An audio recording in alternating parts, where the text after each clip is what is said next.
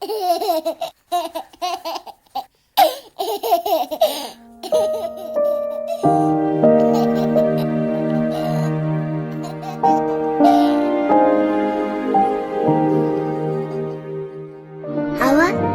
бидэнтэй хайртай.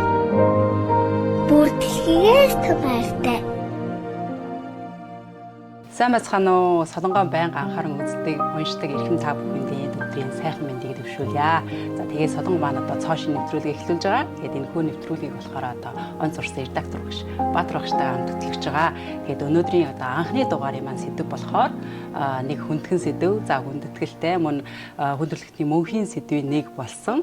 За бас утгагүй болгож байгаа аавын баяртаа зориулаад өнөөдөр одоо бид хоёр аавын баяр, эцгийн хайрын тухай одоо ингэж сэдвэр эхлүүлж байгаа юм аа. За тэгэхээр юуны төрөнд эхлээд Баатар багштай аавын баярын мэндийг дэвшүүлье.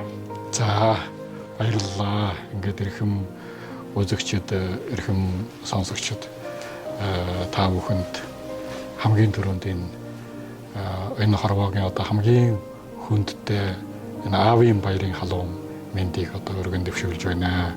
Ер нь энэ хорвоод амьдарч байгаа хүмүүсийн хувьд бол аавын тухайн тийм олон сайхан дурсамж, тийм олон сайхан уран бүтээл, тийм олон сайхан төөхөөх, сайн сайхан одоо нэг уулан мөрөөд ингэж хорвоод үлдсэн байхаа гэж боддог. Их сайхан дулаахан, сайхан санагдаж байна шүү. Тийм. Тэгэхээр ингээд одоо хүмүүс ингэдэг штэ ээж нь тухайс одоо өвшүүлдэг яруу найраг дуу гэдэл зөндөө байж идэг. Тэгээд аавынх нь болохоор нэг цөөхөн юм шиг. Гэхдээ аавын тухай дуу одоо уран бүтээлүүд болохоор надад амар тийм нэг жоохон хүндхэн сэдвтэй юм шиг таард. Яагаад тэгэхээр ингээ хүн одоо ээжтэйгээ ингээд хүн гэдэг чинь байгаа бүх зүйлээд ээдтэйгээ ихний одоо алхамд ярьдаг тийм аавтай нэг яриад байдаг. Тэгээд миний хувьд болохоор энэ сэдв жоохон хүндхэн. Яагаад тэгэхээр одоо би яг 3 жилийн өмнөх энэ 6 дугаар сард одоо аавын баяраас урдуурхан би аавыг алдчихсан байхгүй бурхны оронд алдчихсан. Тэгээд тэр үед ингээд тэр үеэс эхлээд би одоо ер нь ингээд урдаасаа эхлээд өөрөө сэтгүүлч хүн болсны хувьд би аавынхаа тухай нэг нийтлэл бичгийнсэн гэж их олон жил бодож байгаад нэг амьд байхад нь амжаагүй. Тэгээд одоо аавыгаа алдангууд нь ингээд тэр сэдв бүр хүнд болж ирээд гэхдээ би заавал нэг юм ингээд ярина бичнэ гэд бодоод одоо ер нь хаанаас орж эхлэхээ мэдгүй. Одоо аавынхаа тухай ингээд ярмаар юм ингээд зөндөө байдаг юм шиг тэгсэн юм яг бичье гэд бэрээ авангууд нь ингээд сасан дээр хүрдэггүй. Гэхдээ би энэ сэдвийг заавал хүнднэ гэж бодоод одоо 3 жил болж байгаа яг гэж хэд энэ удаа ингэж одоо би хоёулаа ингэж энэ нэвтрүүлгийг хийх болсон надад яг амар олцтой санагдаад яагаад тэгэхээр Бадарч багш ярьсан шиг ингэж хүний нүдэнд төгчтэй ачи хөвшин муур минь ижихэн нүдэнд бол манцитаа гэлчих мэндас чагаар минь гэдэг шиг яг тэгэж аав үнд ээжээс илүү хүүхэд нь гээд илүү шилдэг харагддаг юм шиг санагдав. Та тэгэхээр тэр юугийг бас тийм ээ. Энэ мөчөд миний нүдэнд энэ малчны хотод малаа харуулж байгаа. Тэгвэл одоо хөлсөө урсгаад тэрэн ажил хийж байгаа гэдэг юм уу? Одоо машин жолоодод тээвэр хийж байгаа гэдэг юм уу? Одоо албан ажил хийж байгаа. Өвгөн, залуу, идэр янзын насны одоо сая дөнгөж аав болж байгаа энэ бүх хүмүүс яг миний нүдэнд одоо үзэгдэх шиг болж байна. Би бас одоо охинтой хүн шттэ. Би бас охиныгаа тэгэл одоо манай хүн мундаг, миний охин мундаг гэл одоо болтол 21 төрөөд одоо их сургуулийн төгсөж байгаа мөртлөө юм л бол надад гол юм надад ярина бас. Тэгээд аавын тухай их олон шүлэг бичсэн, дуу бичсэн. Миний сэтгэлд маш олон одоо бусад энэ суутай сайхан хүмүүсийн аавын тухай дурсамжууд ус ингээд сэтгэлийн болонд мөн ингээд маш гүнзгий ингээд үлдэж хоцорсон байдаг. Жишээлбэл одоо манай энэ үеийн хамгийн суутай одоо хүмүүс байлдан дагуулж байгаа яруу найрагч гэдэг Арлааны Эрдэнэчэр гэвэ шүү дээ. Арлааны Эрдэнэчэр гой бол одоо зам гээд нэг шүлэг бичгтэн ээж минь сүүгээр чулуугийн зөөлөж аав минь өргөөсийн төөсөн зам гэж бичсэн нь үнэхээр сэтгэлээс гарахгүй. Яаж одоо тэр аавын тухай тийм сайхан өргөөсийн төөсөн цэцэгт зам гэж шүү. Замыг тэр үгийг сонсохдоо зэрэг бол дандаа нутагт удаан буцаад хараад яг аавтайгаа хамт байж их үед амьдарч их үеийн дээр нэг гэрээ санаа тарих үед дахиад салж чадаад явах үеийн дээр нэг тэр нутгийн дээр бор зам тэр зэсэгтэй зам өөр ирэхгүй санаанд ороод байдаг. Би сэтгэл судлаачийн тэр нэг хэлсэн үг нь одоо их гүнзгий төрөглөө гэсэн. Энэ 3 асуудлыг ярьсан байл да хүний харьцааг. Хүүхэд болоод аав ээж бол эхлээд нэг байснаас ээжийнхээ гидсэн байснаас дахиад гарч ирээд тэгээд том болоод цэцэрлэгт ороод анх дундаа их сургуульд яваад айлгэр болоод ингээд явахт том холддог юм харьцаатай юм байна л да. Сэтгэл зүйн одоо судлалын шинжлэх ухааны хувьд. Найз нөхдүүд бол холоос ингээд ойртож ирээд нэг тогтмол зайн дээр ирээд тэр зэрэгцээ шугамар ингээд холдохчгүй ойртохчгүй ингээд яваад байдаг юм байна л да найз нөхдийн хувьд. Харин бол гэр бүлийн хүмүүсийн хувьд бол явахд том ойртдог нөгөө аав ээж өөр хүүхдийн харьцаагаас эсрэг хоёр айлын танилцахаас өмнө талын 3 гөрөөс танилцсанаас тагнаа 3 судас гэсэн шиг ингээд хоёр огт таньдаг өөр хоёр айлын хүүхэд нэг айл гэр болоод ингээд хол байснаас ингээд ойртоод яваад эцэстэн болоо. Нэг хүн болж одоо ингэж одоо ийм үр дүнд хүрдэг юм байна гэдгийг би бол ойлгосон. Энэ өөрийнхөө хийж чадаагүй мөрөөдлийг хүүхдэрээ дамжуулж биелүүлэх гээд оролддог ч юм уу. Ингэж байгаа аав ээж нар заримдаа одоо хүүхдүүдтэй гомдоод би ингэж итлээ энэ хүүхд бидний ингээд заримдаа одоо тийм жишээнүүд байдаг штэ.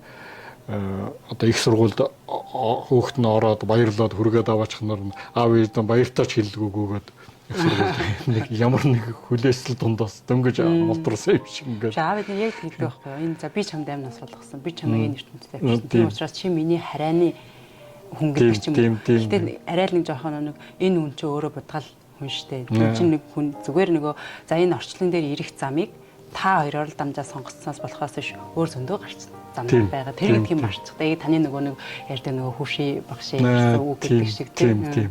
Хөвш эрдэмтэн бол хэлэхдээ одоо хүүхдэд загтал бичсэн байна шүү дээ. Тэгээд одоо миний хүү миний охин аав нь өнөөдөр чамд загтал бичиж байна. Угаасаа одоо нэгэн зүйлийг одоо та нартай хэлэх гэсэн юм аа гэд. Одоо би таны чиний аав болсон зүгээр л цусан махны барилдлага тохиолдлоор зөвхөн тохиолдлоор би чиний аав болоод чи миний өр хүүхэд болжээ. Чи миний өр хүүхэд болсноос хойш чи надад өртөөгүй гэж. Чи надад угаасаа өрөөгүй. Харин би буцаагаад чамдаа их баярлдаг шүү гэдэг. Чи энэ хорвоод ирснээс болж би аав болсон. Миний амьдрал бүрэн бүтэн болсон. Тийм учраас аав нь хүүхдүүдтэй талархах ёстой. Тэгээд та бол миний хүү үгүй миний охин та бол бүрмөсөн эрх чөлөөтэй бие даасан хүн шүү. Тийм учраас заавал одоо та надад миний ачийг хариулна гэд ингэж зовж зүдэж сэтгэлийн зүдэх ерөөсөө хэрэг байхгүй шүү. Чи л өөрөө сайхан амьдраад өөрөө сайхан баяр баясгалантай эрх чөлөөтэй эрх дураараа сонсон бодсон зүйлээ хийгээд бүтээгээд ингээд жаргалтай явж ивэл тэрнээс илүү одоо сайн үр дүн гэж байхгүй.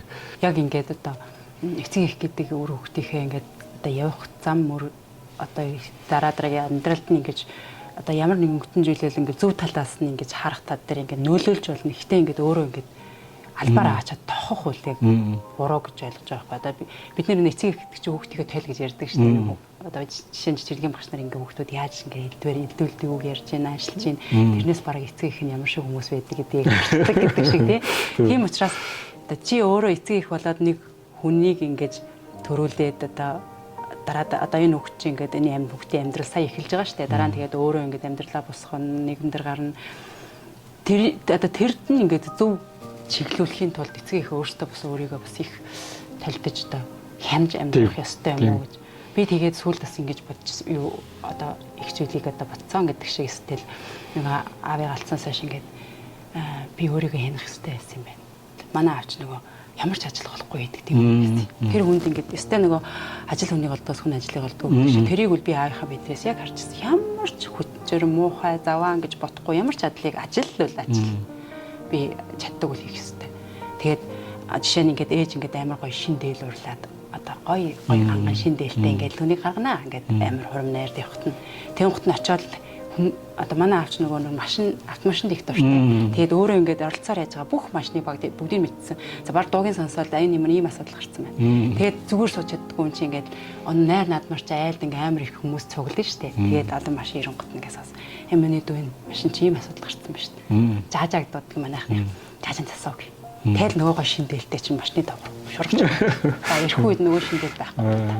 Тэнгуут нь бид нар чи ингээд ачаа ингээд амаг мэлэн бараад ойж өгсөн дээлийг ингээ хайрлахгүй ингээд тэгээд тэр нэг талын л ингээд буруу талын л олж харахаас биш аа маань ингээ ажил голохгүй хийдэг тэгээд хүн голохгүй тусалдаг гэд хүн тусаж тэр цангийг ингээд олж харахгүй явжсэн байхгүй тэгэхээр нэг жоохон ингээд өөрөө хөтөөдөгдөг хүний зүрхт ашаарж ордог гэдэг шиг яг л тийм байхгүй юу гэд эцэг ихнэр хүүхдээний ингээд ялб зөв талаас нь хардаг бол хүүхдүүд заримдаа жоохон эцэг ихний жоохон өөтө талаас нь хараад байдаг би тэн дээр амар их харамсдаг байсан.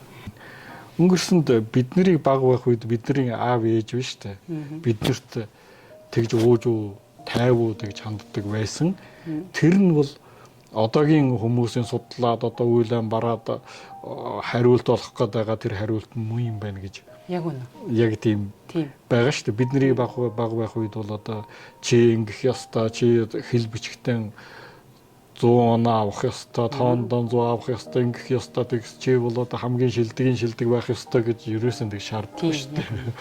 Сайхан л байвал болоо гэсэн шиг харин ч ажил хөдөлмөрт сургаад хүний хүндлэхийг сургаад ёс заншил одоо сая та хэллээ. Танай аав бол энэ машин техникт дуртай гэх. Манай аав бол одоо мужаа өвгөн байсан. Тоо нэгтлэн бодогч тоо их сайн боддог гэсэн. Тэр үед алга өвргээд бодож исэн гэд боддоо. Намаа байгаа үед 60-аад оны үед өнгөрсөн дууны 60-аад оны. Тэгээд одоо имэйл чавчаад одоо янзын одоо шүүгээ гин ширээ сандал хийх бол юу ч бишээ. Тэр хүний хувьд бол тэгээд одоо гүр одоо юугаар манайханд малия гэдэг нь ташуур гүр нь хазаар ногт одоо гүрэхгүй юм байхгүй. Гар уран. Тэгээд гар урантай тийм хүн байсан. Тэгээд одоо бодвол их л сайхан тэр эрүүл сэтгэлгээтэй хүүхд хүмүүжүүлэх тийм л орчин байж дээ. Одоо бодоход энэ ээлжилэх юм айл аймгийн улсууд орж ирж илээхэн гарч илээхэн найрлж илээхэн хөдөлмөрийн байвал хамжаад хийж илээхэн хүүхдийг тэгээд дарамтлаж одоо тийм сэтгэл санаа дараас өгнө гэж ирээсэн байхгүй. Дунд нь ороод хүүхдүүд бол бас баярлал гүйжил байдаг. Тэгээд одоо хаяа нэг халж малчхаад ирнэ. Тэгээд одоо ээж бол загна шүү дээ. Энэ нэг их сайхан тийм нэг дурсамж байдгийг. Тэгээд загнаал чи нэг жоохон улсын хэдийн юмараа хүүхдүүдтэй ховцсон авчрахгүй хэрэгтэй юм их байж идэл чи бас нөгөөтхөн гударчлаа гэж загна шүү дээ. Гэсэн манай аав юугээ хэлжсэн гэж. Тэгээд тэснэ их төвчээртэй. Тэсэл дугаа байж арган бараад хариу хэлж байгаа. Би ямар мөнгөөр ууччих өнгөөр ууснаас биш гэж авч байгаа юм. Айл аймагт дандаа тусрахгүй хүн чинь. Өнгө талтай хүний учраас ярих олж ууж ийн гэсэн ийм санаатай үг шүү дээ. Тэгээд тэгж хэлж байсан үг нь санагдаад.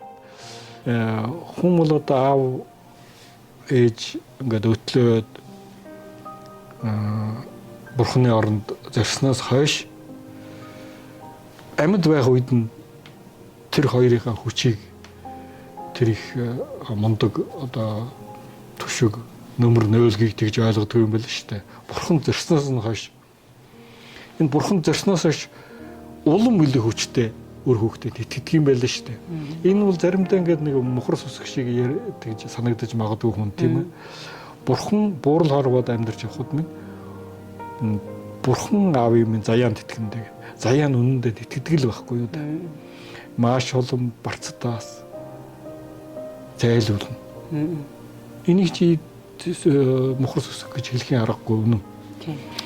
Гинт нэг юм ингээл нэг аюул барцад ингээл өмнө тулгараад дээрээс чи нэг том чулуу ингээл унаад ирэх гэж яг үед тэр мэдсэн юм шиг ингээ зайлаад явгот нөгөө том чулуу ингээд яг өдний өмчм төсгөөд унаад ирж байгаа байхгүй. Хэрвээ зайлсангүй бол яах вэ? Тэгэд хэн намаа зайлуулчих вэ? Хэн зайлуулсан яг үннийг хэлвэл.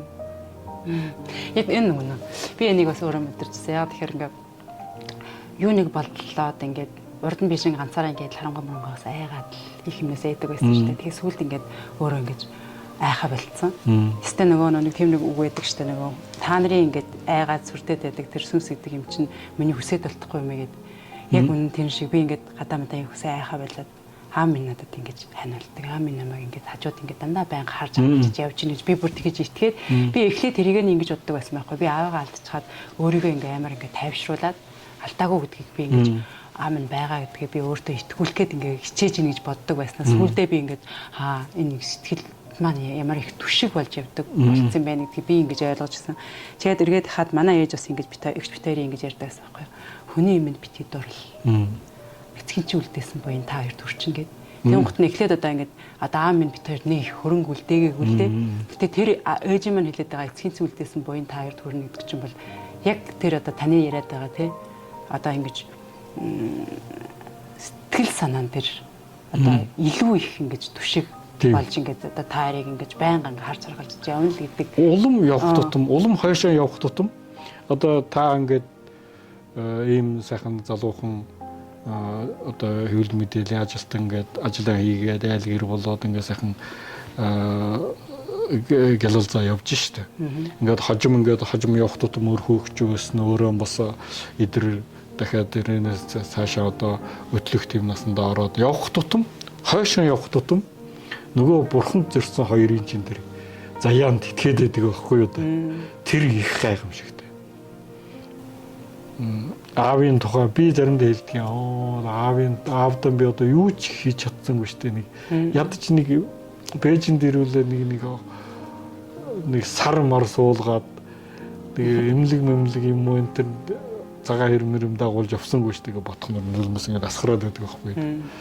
Тэгэхээр манай ах нар заримдаа хэлтий. За одоо чи тэгээд хорвоод мөнхрүүлээд аавынхаа тухай дуу хийгээд хорвоод мөнхрүүлсэн шүү дээ. Эн чин аавын тухай чиний хийж чадсан одоо аавдан зориулж хийсэн зүйл чинь мөн байхгүй юу гэдэг. За ингээд Хишиг баяр Дэлгэрмаа хоёрын дуу хоолой бидний өнөөдөр ярьсан энэ сайхан сэдвийг дахиж та бүхэнд одоо санал зовлох болтугай. Аав минь бурхан болсноос хойш нутгийн минь улс улмал намхан харагдаад байна гэдэг нэг яруу найрагчийн хэлсэн үг дахиад ингээд бодогдоод дахин одоо сэтгэл дотор одоо аавын тухай бодол янз бүр юм одоо ингээд үргэлжлээд хөвөрч байна. Тэгээ та бүхэн ч гэсэн одоо энэ өдөр аавынхаа тухай хэрвээ одоо аав чинь дэргэд байвал үгээрээ биш үйлдэлээр нэг ааваа нэг баярлуулж байгаарэ. Аав нь хэрвээ бурханд зорьсон байвал хөж зулаа асаад эдэнийхэн дээжгээргээд нутгийнхаа зинхэр уулсаад цацлаан өргөөд залбирч гараа. Тэгээ дуутай хамт аавын тухайд урсамжтай хамт хэдүүлээ. Өргөлжийн сайхан жаргалтай баяр баясгалантай явбал аав тэр бол одоо бидний аавын бидэнд тавьж байгаа хамгийн том хүсэл найдлага гэдгийг хэлээд тэгээд нэвтрүүлгээ өндөрлүүлье.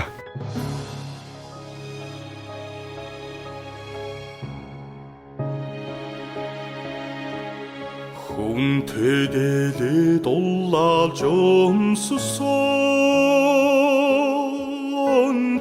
хөгшин ави минь сонсныг гүйцэхгүй хан уусан тэнгэрт туулсан хайрхан ави минь ачиг гүйцэхгүй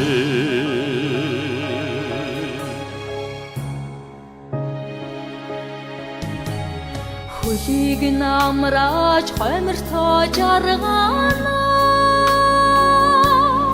гэж хөхрөх асаас бодож явдагсан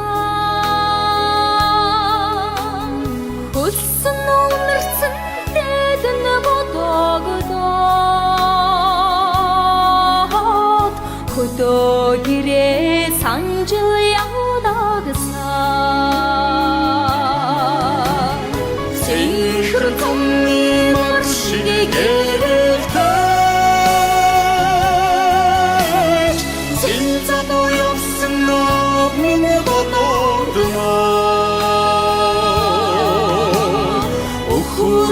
Saksan boğda amin ka Undur açılımda khana soluk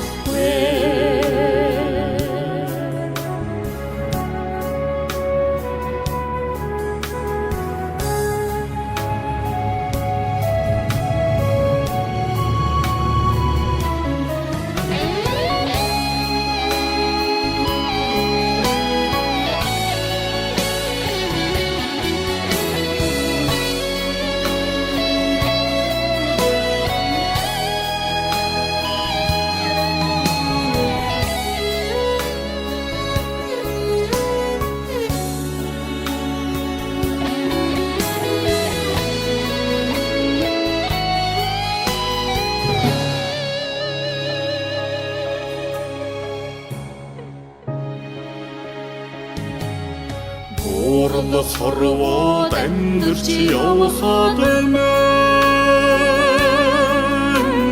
Бурхан ави минь заяад тэрэндээ Тэнгэр дээр сайхан амин ка Дэрэгдээс миний өр холдоогүй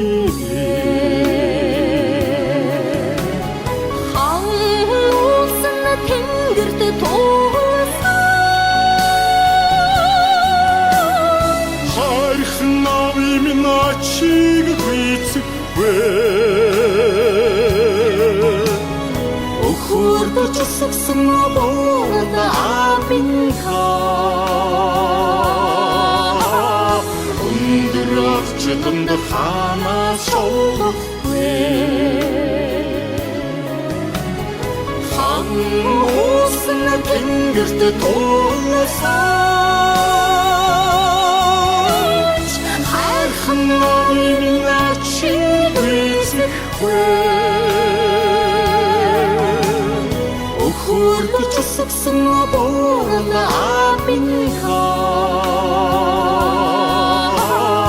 Өндөр арчиланд хана солохгүй Хүрдэж сагсан боорда амин ка